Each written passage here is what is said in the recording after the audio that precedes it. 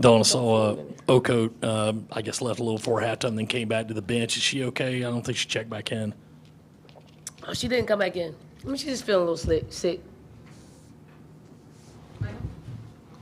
It's going around. Obviously, had to get creative with the lineups today. Just what went into starting Adele Tack? I mean, she earned it. That's one. Two, with our just guard rotation, wanted to start a big. We knew Medina and Joyce. Well, we thought they would play, their normal minutes, so we could have a shorter rotation with the bigs. But that didn't happen. That we made it through a half, and then and I want to see what they look like playing together, because it wasn't bad for a short period of time. I believe in maybe Texas. They played a little bit, maybe not. Maybe I want them to play well together, so they can create an option for us, and then slide Joyce over to the perimeter. Dawn, it looked like in that third quarter they came out and played a little more together, a little more cohesive. Yeah. Did you say anything to them at the break in order to get them to put on that performance?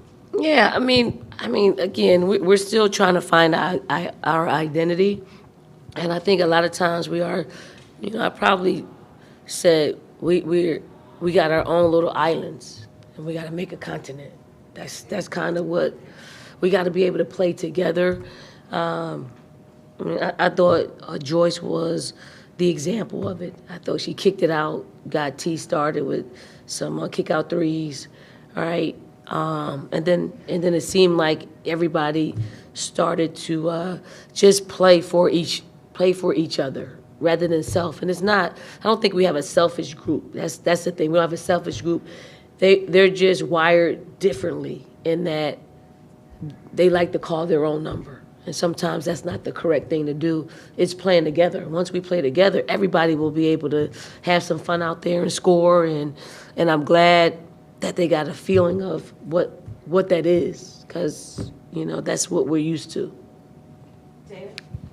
Dawn, when you have a player like Naya, who, led the nation in scoring last year and was kind of the takeover player at Florida State, coming into here, it's a different system. Do you ever see her maybe questioning whether or not she should turn it on and be herself or try to play within the team? Has that been a struggle? Yeah, it's hard. Scorers are hard.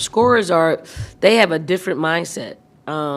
When they're not scoring, it really is. It takes them back.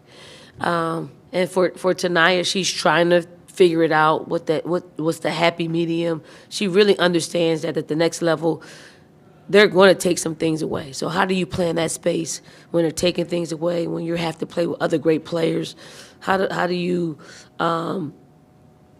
get defenses to not think about you so much and load up on you? So it's all those things, and I'm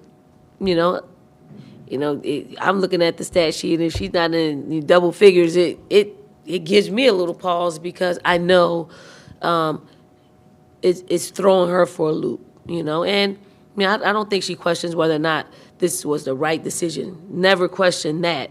But I do sometimes, when you're a scorer and you score so many points, that you think a part of you is gone, when it isn't. Actually, I just think she's better as a pro. The dishes, her defense is a lot better just when she first came on campus. So all those things are making her a better pro. That's sacrificing, some points here and there. But as you can see, she still has it. That's not going anywhere. She's known. She's got a reputation for scoring. So that's a known. What's the unknown is, can you play with other great players? Can you dish it? Can you be a good playmaker for others? That's going to be the biggest question mark for GMs and coaches, to see if she could do those things. Dawn Islet was in here saying they felt like she started a little bit slow today. What's the challenges you found about playing the non-conference schedule you have with such varying levels of competition and circumstances on a weekly basis? I mean, they're all lessons. No matter the competition, they're lessons of discipline. can we play discipline on both sides of the ball? Can we just play together? And it's challenging. It really is challenging. But I'm glad that we have, some games on our schedule where we can actually be a little more versatile. Just work through some things where, they aren't game deciding decisions being made in the first quarter. Like they were in a game like Texas or Louisville. Like the things that you're doing in the first quarter can impact the end of the game, and vice versa. The good things that you're doing in the first quarter can impact the end of the game. So it's great to not have so much pressure that you can play a little bit more free and kind of do the things that you need to do to feel good, but at the same time recognize when that's not really helping the team. It might be helping you, but overall it's not helping the team. And we need to see those examples of when it's not helping the team. Coach, before the season, you told us you had 2 freshmen that aren't afraid to shoot and they can shoot. I think we definitely saw that today with Isla. What's she done at practice that's gone into giving her this kind of green light that she has right now? I'm going to be completely honest, right? It was the Texas game, meaning she was a little nervous. Like she was a lot nervous. And I do think because of that, because we threw out there and say, hey, do what you can do, and she didn't like the way she played. She didn't like the way she felt.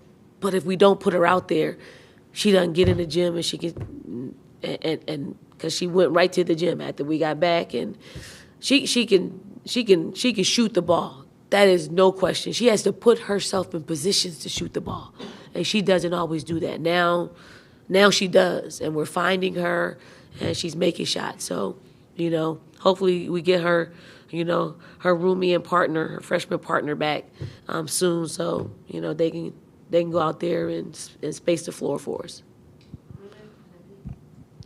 A recent South Carolina football recruit that just signed was basically telling me how much he loves and appreciates you. I know you and Shane have helped each other out with recruiting in different ways, but I guess what does it do for your program? What does it feel like when, there's a 17-year-old football player that's so vocal about his appreciation for you and your team?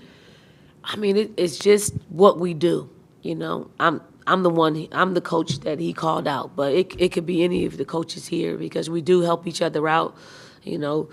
Coach Beamer does a great job being the leader of this of our athletics department when it comes to just sharing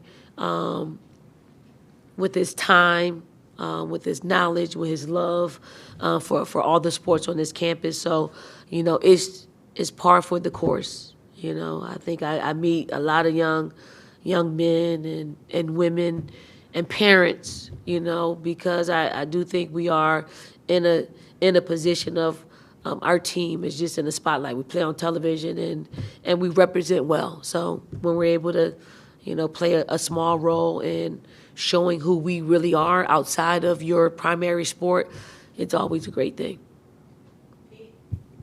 Dawn, it sounds like, the players who were not out there today, it sounds like, they'll be back soon enough there. But when they do come back, it's still only 10 people on the roster. Is there any chance that any of your recent signees might go the Chloe route and come in at mid-year and go through practices and things like that just to bolster your numbers? I pray for that. Who knows? Who knows? Who knows? Actually, no, not the ones that we signed. No, they're all committed to their, to their high schools. Michael and then Chris will close us out. I know you kind of touched on it, but when it comes to this team finding their identity and kind of building chemistry, just how much does the health of this team kind of affect that? And do you feel like it's something that it will take longer because of the health, or what do you think? Great question. Yes, I mean it will take a little longer, but I don't see any of that. I only see what's in front of us. So we had 8 today. Only see 8. We got reduced to 7. I only see 7. Like we're gonna play the hand that we're dealt to the best of our ability. We could worry about whatever whenever. But for me, whoever's healthy, let us know who's healthy, and then we could take it from there. What it looks like, it's a lot different than it's been in the past. You know, I see y'all, some of y'all posts, y'all a little frustrated too, because it doesn't look the same, and it's just a different challenge, and we are at our very best when we're challenged. We are our very best. So, you know, it may not look like it or feel like it, you know, but hopefully we can get the same result. And that's what we strive for. We talked to Tessa in Louisville, excuse me, and we asked her about being more aggressive, looking for her own shot, and she said she's not being more aggressive, that she's just taking what comes to her. From your perspective, what do you see? Is it a more aggressive version of Tessa, or is it just that the ball's finding her? I mean, Tessa plays the right way. Like we needed that in the first half. Just play the right way. And sometimes playing the right way is an aggressive Tessa. In the Louisville game, aggressive. Like, it didn't take very long. The ball wasn't in her hands very long before she made a decision. And a lot of times it was just shooting the ball, which she's very capable of doing. Other than that, she just plays the right way. She doesn't get sped up. She play makes. So, you know, even Raven just kind of left the timeout and was like, I miss Tessa, right? Like, so do I, Ray. But what we got? We got Isla. Pass the ball to Isla. So yes, I mean, Tessa also is making her first start. So, you know, I think she's cautious, you know, but we all know what her capabilities are. We all know she can shoot the ball, she can score, she can pass it. Her defense is real respectable. And you're just seeing just a lot more mature Tessa. Thank you, Coach. Thank you. Thank y'all. You get worried about the Eagles? Am I worried? You get worried? Worried?